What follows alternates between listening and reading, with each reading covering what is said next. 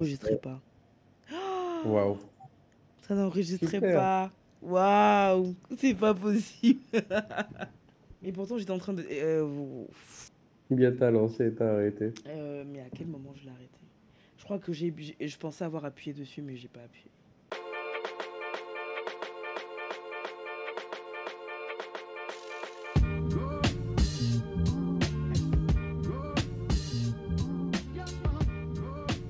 T'es un peu plus âgé que moi. Est-ce que tu trouves que le Gabon était plus safe avant qu'aujourd'hui en Euh, termes d'agression, tout ça? non, je pense pas. Non, je pense pas. D'accord. Je pense peut-être. Enfin, peut-être qu'il y en a plus. Mais en vrai, aujourd'hui, je pense qu'il y a plus d'agressions et donc d'agresseurs et de bandits parce que Ouais, les gens sont plus misérables, en fait. Et ok. que le banditisme, en tout cas, c'est une voie facile. Bon, je suis pas sûre que Facile. ce soit facile parce que ça demande quand même quelque chose. Mais Ouais, bien sûr. je pense que les gens sont. Il y a plus d'agressions parce que les gens sont plus misérables ou miséreux, je sais pas c'est quoi le bon terme. Donc Ouais, souffrent plus et donc. Et puis aussi parce que bah, les mentalités, on a l'impression de glorifier en fait les bandits. ouais. Et donc ouais, je pense que je sais pas si ouais, du coup vu ce que je te dis, ouais, peut-être que c'était plus safe, mais pas de beaucoup en fait. Il y avait toujours D'accord. des histoires d'agression. Je pense qu'on était peut-être juste un peu plus inconscients.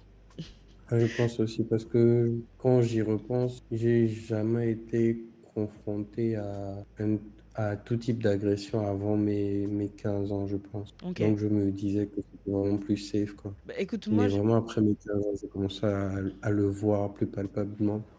Non, moi en vrai, j'ai la seule véritable agression à laquelle j'ai été exposée, c'est je me suis fait arracher mon téléphone dans le taxi. J'ai jamais été Ouais, ouais. braqué ou whatever. Et le truc, c'est qu'en fait, quand je parle d'inconscience, c'est que il y a des choses que je faisais, des heures auxquelles je sortais ou je rentrais, des taxis que je prenais Mhm. enfin, à des heures incroyables. Et genre dans Ouais. ma tête, c'était juste pas possible qu'il m'arrive quelque chose en fait. Oui. J'y pensais même juste pas. Aujourd'hui, avec justement le fait que les histoires sont plus fréquentes ou qu'elles arrivent plus fréquemment à nos oreilles Mhm. et enfin, à nos yeux aussi, via les réseaux sociaux, Oui. ça fait prendre conscience en fait Mais en fait, tu sais, je me disais, mais en fait, moi j'étais malade. Des fois, mes parents me disaient, mais comment tu peux Ouais. rentrer? Ou quand ils voulaient s'assurer qu'il y avait quelqu'un qui me ramenait, j'étais en mode tranquille, je vais prendre un taxi, je vais rentrer, tu vois. Et aujourd'hui, il y a des Mhm. trucs que je peux plus faire. Aujourd'hui, j'essaie d'avoir un taxi Ouais. plus ou moins fiable que j'appelle quand je dois rentrer tard, en fait. Ouais. Et c'est toujours la même personne parce que je sais que je peux monter il prendra personne d'autre.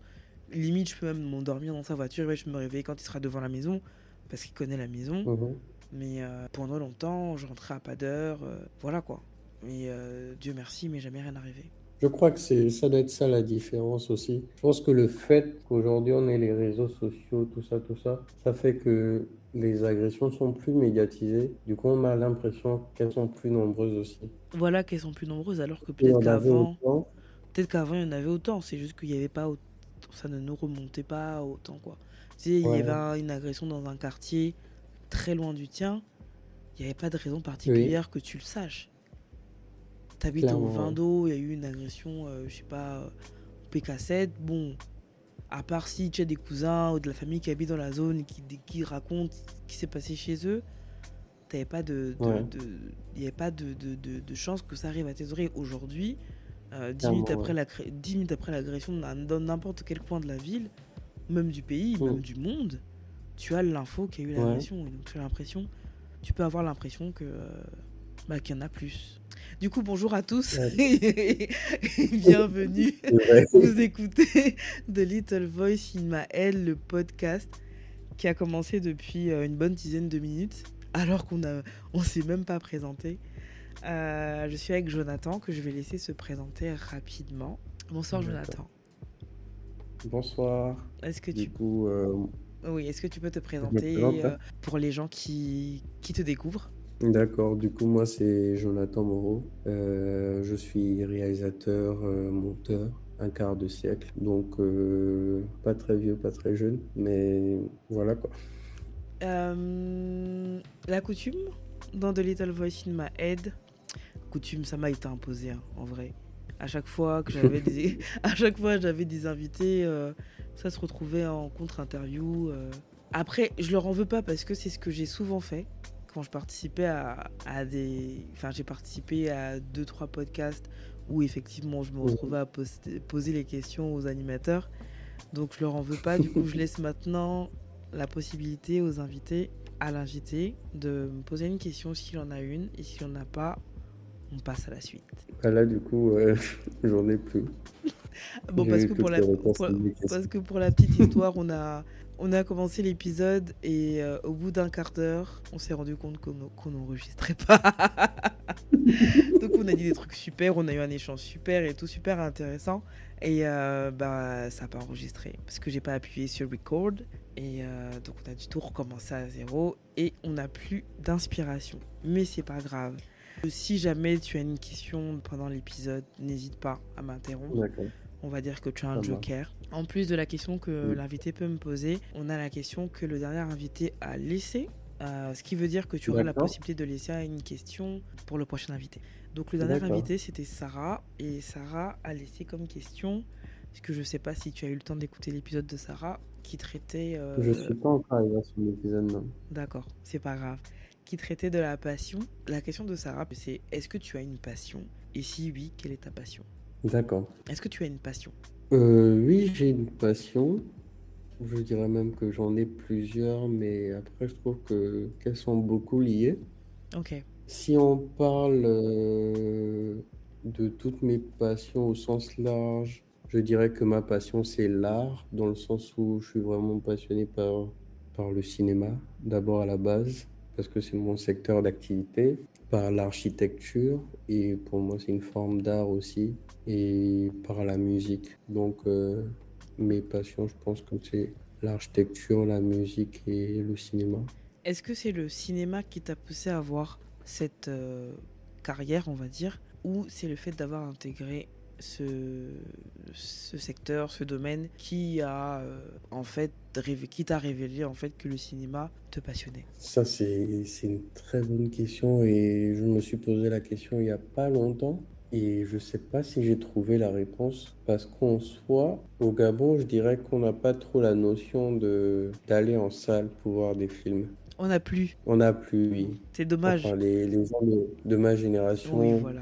n'ont pas eu la chance de connaître le Como, le cinéma, le Gabon, etc. Bon, enfin, si, mais pas pour des films, plus Le pour des majestic quand même. spectacles. Le Majestic, oui, mais on partait pour les glaces à côté plutôt que pour les films, quoi. D'accord. Du coup, ça fait que, en tout cas, quand j'étais au Gabon, j'étais déjà très cinéphile, mais cinéphile de l'ordi, quoi. On avait un disque dur avec plein de films, mais c'est vraiment en m'inscrivant dans mon école de cinéma que j'ai découvert que j'avais une véritable passion par le cinéma au sens large et le cinéma, la salle aussi, Ok. la salle de cinéma, tout ça. Du coup, je dirais que Un peu des deux. un peu des deux, oui. Comment est-ce que tu, du coup, nourris pour le cinéma? Je pense que c'est assez facile parce que je vais me dire tu vas au cinéma toutes les semaines, c'est possible, mais comment est-ce que tu nourris ta passion? C'est ce que j'allais te demander. Comment est-ce que tu nourris ta passion? Comment tu la nourris? Comment tu l'exprimes? Comment tu la vis? Comment est-ce qu'elle se manifeste dans ton quotidien? Du coup, moi, je pense que merci ma mère, merci à maman pour ça. Je suis un grand fan de lecture. Du coup, ça fait que, bah là, par exemple, comme je suis à fond dans le cinéma depuis ces 10 dernières années, bah, tout ce que je veux lire, tout ce que je vais lire, ce sera autour de ces thèmes-là. C'est-à-dire que même si je lis un roman sur une histoire, même si je lis un roman sur une histoire et tout, ce sera plus pour voir comment l'adapter au cinéma, par exemple. Ok, Si je lis un livre de cinéma, ce sera plus pour connaître de nouvelles techniques. Là, en ce moment, je suis sur comment faire un film. Et ce livre est magnifique. Ok. Et en gros, c'est soit des parcours de vie d'autres réalisateurs, soit des parcours de personnes qui se sont beaucoup débrouillées pour réussir à vivre de leur passion, ou tout simplement des histoires que j'aimerais bien adapter moi-même, quoi. Ça, c'est comment tu nourris ta passion et comment tu la vis aujourd'hui. Est-ce que Comment tu est-ce que fais je des... la vis? Je... Je sais que tu as fait un documentaire Oui, qui tournait autour du secteur de la musique au Gabon, de la musique urbaine, oui, je pense, oui, que je n'ai pas eu la chance de voir encore, mais que j'espère voir on va y revenir. quand ce sera disponible sur les plateformes en ligne. D'accord. Mais c'est ça la question, du coup, comment est-ce que tu viens de nous dire comment tu nourris la passion, comment est-ce que tu la vis, comment est-ce qu'elle s'exprime dans ton quotidien. Est-ce que tu fais des... Je veux dire, tu vas Court pas métrage. forcément sortir... Voilà, est-ce que tu fais des courts-métrages? Je veux dire que tu vas pas forcément sortir tout de suite le grand film d'une heure et demie Oui. avec, C'est vrai que, avec tout ce qu'il y a derrière, mais est-ce que tu ouais. t'exerces? Est-ce que tu fais des mini-vidéos? Tu t'exerces Bah, du coup, pour le coup, oui, depuis ces 5 dernières années, j'ai réalisé pas mal de trucs, que soit ils sont en YouTube privé, enfin, en lien privé sur mon YouTube, soit ils sont en public. C'est pas mal de trucs où je testais beaucoup ma manière de filmer, ma manière de raconter une histoire. Et là, c'est bah, depuis septembre, j'ai monté ma boîte de prod. Du coup, ça fait que je bosse sur plein de projets en ce moment.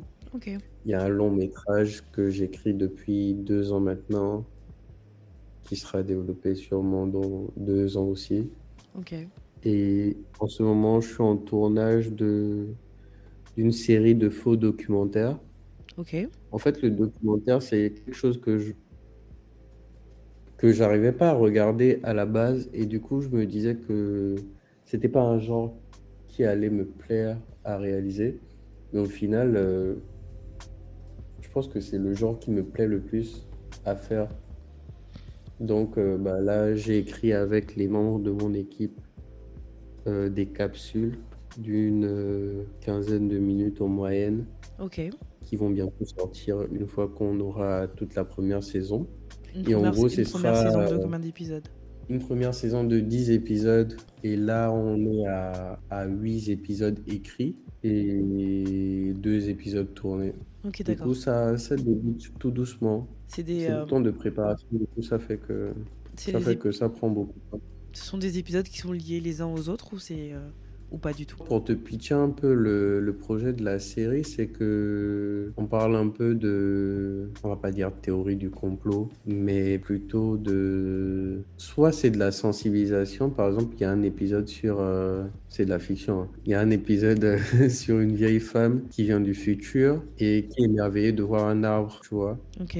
Et en gros, c'est pour sensibiliser par rapport au fait que À l'écologie et à bah, il y a l'environnement? moyen exactement sur Ok. l'écologie, l'environnement. Et par exemple, il y a un autre épisode aussi, toujours fiction, sur un calendrier des maladies. C'est là où on part un peu plus dans où on est fou. Et en gros, c'est le pitch de cet épisode-là, c'est qu'il y a un médecin qui vient révéler que, en gros, il y a un calendrier de toutes les maladies, que toutes les maladies sont programmées à l'avance, une vingtaine, une cinquantaine d'années à l'avance, quoi. Ok. Et du coup, c'est un peu ces délires que je voulais montrer à l'écran. Et c'est pour dire, en gros, et si c'était vrai, quoi. Mm.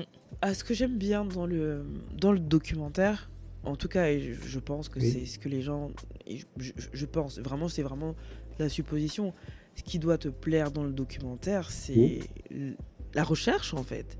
La recherche et la découverte. exactement. Parce que, surtout quand c'est des sujets qui intéressent, des fois le sujet peut t'intéresser en cours de route, en découvrant les choses. Mais je pense que si de Oui, base tu as un sujet qui t'intéresse et que tu dois faire un documentaire dessus, que du coup tu dois avoir des références, avoir de l'histoire dessus, ça doit être vraiment super chouette en fait. Rencontrer des gens et en fait, qui s'y connaissent et qui vont te faire des oui, révélations, qui vont te sortir des anecdotes que personne d'autre ne connaît. ou que personne d'autre ne Oui, connaissait en tout ouais, cas avant toi, c'est je pense que magnifique. ça doit être génial ça. C'est juste énorme. Et je pense que j'aurais pu passer à côté de quelque chose si à l'école, on nous avait pas un peu imposé de faire un mini documentaire avant que je ne produise celui-là. Ok. Et en gros, ce qui revenait un peu de nos profs, c'était de choisir un thème que vous pouvez maîtriser, qui vous passionne, que vous côtoyez au quotidien. Et moi, comme avant de rentrer dans le cinéma de l'autre côté de la caméra, j'étais plutôt devant, j'ai fait de la musique, tout ça. Du coup, il y a ces restes-là et ça a toujours été mon combat, entre guillemets, de me dire que mais pourquoi on n'a pas de droit, pourquoi. Et quand on nous a poussé à faire du documentaire, moi par la suite je me suis dit mais s'il faut faire un truc sur un sujet qui me passionne, je fais sur la musique automatiquement. Tu étais un Et je peux rappeur. pas faire sur la musique sans cela. J'étais quoi? Un rappeur. Il paraît? On écoute ça où? Non, comment ça on écoute ça où? Mais comment c'est? Tu viens de dire devant la Enfin, je terre. Non, négocie, je fais pas du tout. tu viens de dire devant la terre entière qu'avant d'être derrière la caméra, tu étais devant la caméra parce que tu faisais de la musique. On Non, mais il y écoute a des ça clips ou? en plus qu'on peut retrouver. Aïe aïe aïe. En vrai, sur On vous YouTube. mettra, on trouvera le moyen de vous mettre des liens quelque part. Voilà, mon Dieu. J'étais encore en messe à l'époque. Waouh, Pourquoi tu as arrêté la très bien musique? vieilli depuis. Pourquoi tu as arrêté? Est-ce que En non? vrai, je Est-ce que dirais tu as pas arrêté la que j'ai musique déjà? arrêté. C'est ça. J'aurais dû commencer par ça. Est-ce que tu as arrêté? Et si oui, Hum, pourquoi est-ce que tu as arrêté? Est-ce que tu as levé le pied? Et si oui, pourquoi est-ce que tu as levé le pied? Est-ce que j'ai arrêté la musique? Je dirais que non, mais j'ai arrêté de la partager. Oh, ok. Parce que, parce que mon père, ma mère, je sais plus qui m'a dit, je crois que c'était ma mère au final, elle m'a dit que si tu veux être bon dans un domaine ou dans plusieurs domaines, il faut d'abord que tu sois excellent dans l'un avant de passer à autre chose. Et en gros, je me disais que si je voulais être bon dans la réalisation, parce qu'à la base, je voulais réaliser pour pouvoir réaliser mes clips. Du coup, je me suis dit, je fais de la musique. Est-ce que je peux réaliser mes clips? À la base, c'est pour ça que je voulais faire de la réalisation. Et quand j'ai commencé à toucher un peu à la réal, je me suis rendu compte que pour être vraiment un bon réalisateur, il fallait que je me mette à 100%. Du coup, ça fait que j'ai dû lever le pied sur la musique pour en apprendre plus Sur L'Oréal. sur la réal. Et c'est ce qui s'est passé. Et par la suite, les sorties devenaient moins fréquentes. Et pour ma santé mentale, je me suis retrouvé face à la question de savoir pourquoi je faisais la musique à la base. Et je me suis rendu compte qu'en fait, ça a toujours été un exutoire. Ça fait très cliché parce que tous les artistes disent ça. J'ai rien dit. Mais c'était un exutoire et je le faisais vraiment pour moi. C'était pas en mode je voulais aussi que mon exutoire soit écouté. J'ai Ok. jamais vraiment fait ça pour être célèbre ou quoi. Ok. Est-ce que tu as On a déjà. un petit monde dans la musique. Est-ce que tu as. Je vais revenir sur ta dernière phrase. Mais j'ai d'abord une question. Et de toutes les façons, c'est lié. Est-ce que tu as eu un mauvais accueil du public ou un accueil controversé et que du coup, tu n'as plus eu envie de t'exposer? En même temps, tu me diras le Par fameux nom rapport à que la que vous avez dans le milieu, qu'on aille chercher. Non, mais en vrai, aujourd'hui, tu tapes Jonathan, tu peux trouver. Parce que à l'époque, j'avais un autre nom bien éclaté et tout, machin. C'est Et ça, c'est ça j'ai qu'on veut. tout mis, j'ai C'est tout ça qu'on remis à mon veut. prénom Ah, normal. d'accord, je vais tout supprimer. J'allais dire que c'est ça qu'on veut savoir. Non, j'ai tout supprimé pour remettre à mon nom. Tu tapes Jonathan 442, normalement on trouve. Et tout ce dont je suis, Tout ce que tu tout ce assumes. que je peux assumer, on va dire. Ah. Voilà. Tout j'assume a été uploadé et tout. Donc, par rapport à l'accueil du public, comment ça se passe? On est en 2010 quand je commence la musique. Je suis tout jeune, c'est à cause de mes potes, tout ça. Et à ce moment-là, les gens qui m'écoutent se limitent à mon lycée, mon collège de l'époque. Donc, j'étais à Lyon-Bas. Donc, j'ai une popularité en tant que personne avant ça. Après, avec la musique, ça fait que il y a beaucoup de gens qui t'écoutent, mais parce qu'ils te connaissent, pas forcément parce qu'ils écoutent, parce qu'ils aiment ta musique. Mais après, il y a une période de succès, on va dire, entre 2015 et 2017. Et après ça, bah, c'est là où je commençais à apprendre la réal. Donc, je marque une longue pause. Et je trouve que le retour après la pause n'a pas été le même parce que je suis parti 1 an. Est-ce que t'es fâcheux, t'as pas les retours que t'avais avant de partir? Et si oui, pourquoi tu fais la musique? Est-ce que tu fais ça à cause des retours, à cause des stats? Ou tu fais ça parce que bah, c'est ton moyen d'expression, quoi? Et du coup, bah, j'ai continué à enregistrer des sons qui restent dans mon téléphone. J'ai mon home studio. J'avais ouvert un studio plus professionnel aussi. Donc, ça fait que je suis toujours là. J'écris pour d'autres personnes. Je peux faire de la DA sur des projets d'autres personnes. Comme on peut le voir, il y a beaucoup l'univers de la musique qui revient un peu autour de moi, malheureusement ou heureusement, je sais pas. C'est selon. Même si à la base on voulait pas en parler. Non, quand je voulais pas en parler, c'est juste que je trouve il y a déjà des plateformes en fait qui parlent de musique.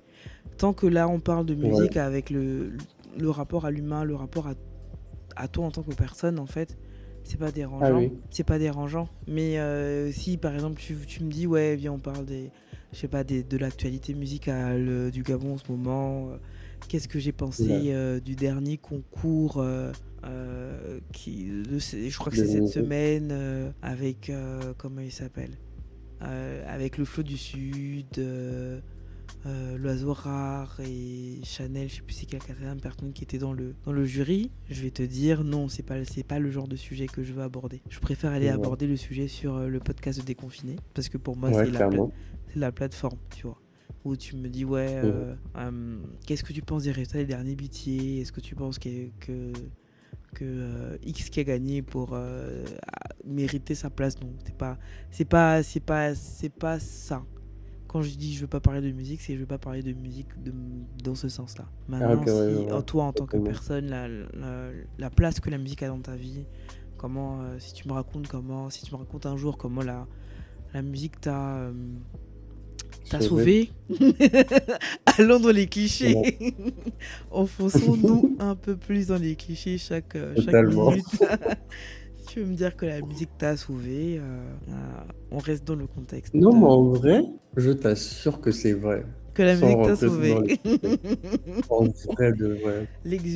Parce que honnêtement, L'exutoire, mais je t'assure, dans le sens où, bah moi, j'ai été élevé que par ma mère, je suis d'une famille monoparentale et je suis son seul enfant. Ça fait que, bah ma mère, elle allait à son taf et moi, j'allais en cours, quoi. Et à l'époque, il n'y avait pas encore le système de demi-journée, de finir à 15h30 tout ça. Du coup, bah, c'était des journées complètes où on finissait à 18h. Ça fait que, bah, toi, tu rentres du collège, t'es tout seul. T'apprends à te débrouiller tout seul. Tu grandis plus vite que la normale. Et du coup, enfin, sauver, c'est un bien grand mot, mais je pense que la musique t'a accompagné. ça m'a aidé à gérer, quoi, à m'occuper, à pas être dans d'autres trucs. Tout à l'heure, on parlait du danger à Libreville en ce moment. Ça m'a permis, par exemple, de ne pas opter pour la facilité, Ok. je pense. Donc oui, ça m'a sauvé quelque part.